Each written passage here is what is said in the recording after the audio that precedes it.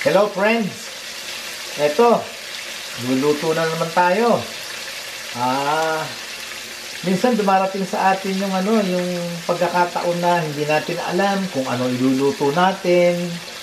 Kasi hindi naman tayo yung mga cook, mga chef na bago magluto, alam na nila kung anong iluluto nila, yung mga ganon.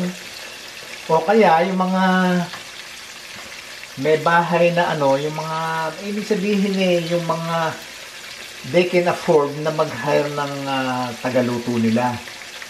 Yung kasing mga ganon, mga masuswerte sila dahil meron silang magluluto para sa kanila.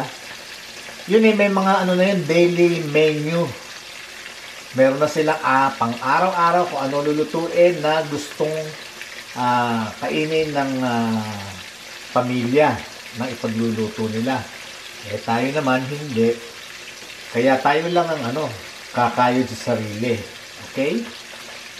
Yun, wala akong maisip na na iluto, kundi meron akong nakitang galunggong. Hindi naman siya malilit masyado, hindi rin malalaki masyado dahil ayoko rin ng malalaki. Yan, okay na okay lang yan. Tapos iluluto ko yan ng simple-simple lang. Walang kaarte-arte, walang kasahog-sahog. Kung hindi simple-simple. Pero pag kinain nyo, lalo na yung mga anak nyo, sigurado magugustuhan.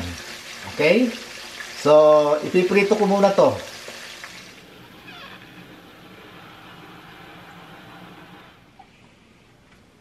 To friends, maggigisa na tayo.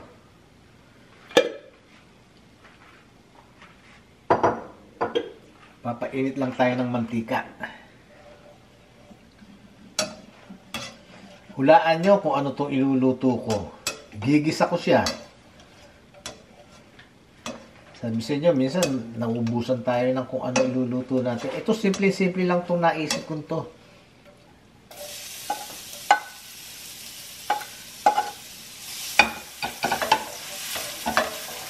Gusto ko kasi maraming luya. Kinakain ko yan sinasama ko sa pagsubo ng kanin. Yan. Healthy naman to Yan, okay lang.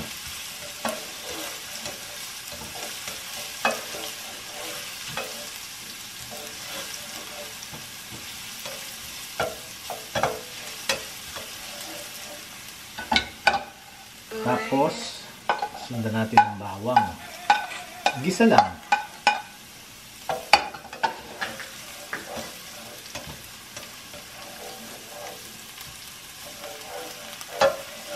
Simple-simple to. Walang komplikasyon. Hindi komplikado.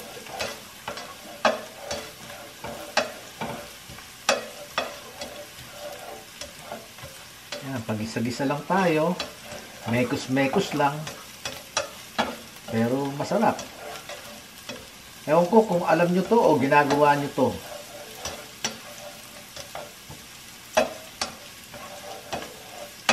Ako gustong-gusto ko to.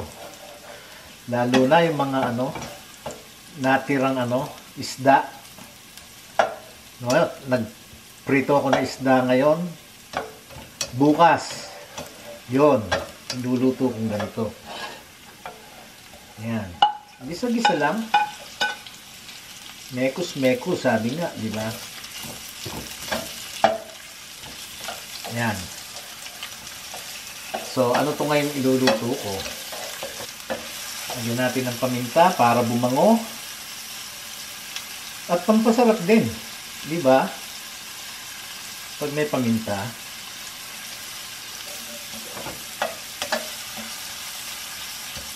Yan, palalabasin natin yung bango, yung aroma.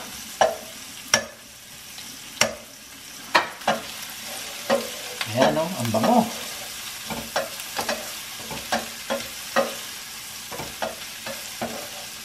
Tapos lalagyan natin ng konting patis.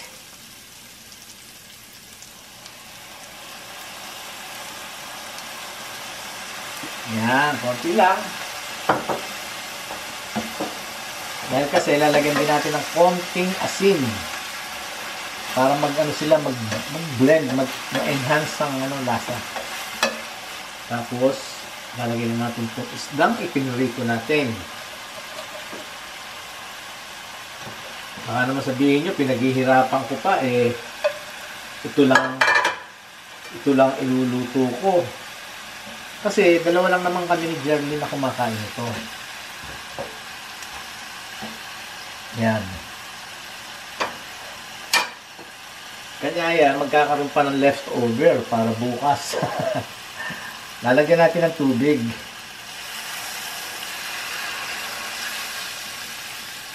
Yan. Tapos, hayaan natin siyang makuluan mabuti. Dahil kasi itong galunggong, pamilya to ng mackerel at saka yung bonita, yan, yung mga shrimp ang laman galing sa mga tuna, yan, yellowfin, bluefin. Yan, ito mga lahi ito, mga pamapamangkin na to, apo, ganun. Pero ang laman niya, firm. Ako gusto ko nito, pinakukuluan ko matagal. Dahil kasi para tumatalab doon sa loob ang laman. At saka nga gaya ng sinabi ko, firm ito, medyo matigas-tigas siya. Okay? Yan. Pababayaan lang natin kumulo at lumambot. So gusto natin lambot. Okay? Ayan, balikan natin ha. Huwag kayo alis. Ito na guys. Ayan. Ito na yung gustong lambot. Ito na yung gusto kong lambot. Okay? So, itutuloy ko na. Nahulaan nyo ba kung ano itong gagawin ko ito? Hindi, Okay? Ang susunod ko, suka. Vinegar. Ayun. Konting vinegar. Mga dalawa lang. Depende sa dami ng gusto nyong sabaw. Yan. Tapos, lalagyan din natin ng konting asukal. Ang mangyayari dito, paglalabanin lang natin ang alat, asim, at tamis. Ngayon, ang ibig sabihin nito, yun lang ang timpla natin. Yun lang ang sangkap natin. Okay? At kung alam nyo kung tawagin ko to, escabecheng Tagalog or escabecheng Filipino. Kasi ang escabeche, di ba, ang alam nyo, especially yung mga bata ngayon, ang alam sa escabeche, yung may sarsa, may bell pepper, may carrots, may pineapple. Same thing sa yun? Sa, anong tawag dito? Sweet and sour. Titikman ko muna.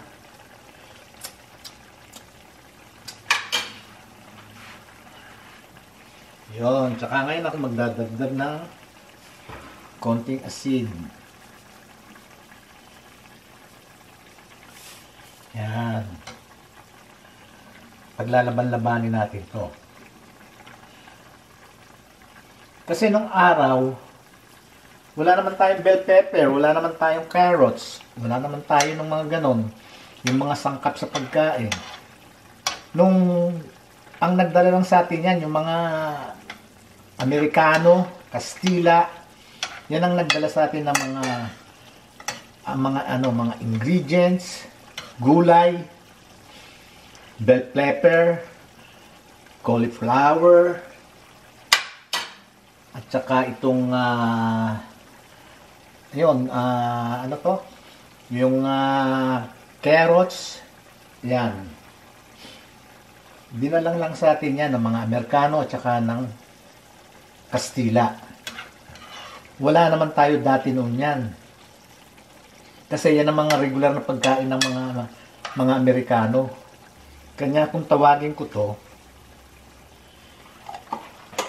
escabecheng Tagalog. Yan. Para lang malaman nyo. Ito lang ang timpla pero napakasarap. Lalo na yung mga anak nyo masisiyahan dito, masasarapan.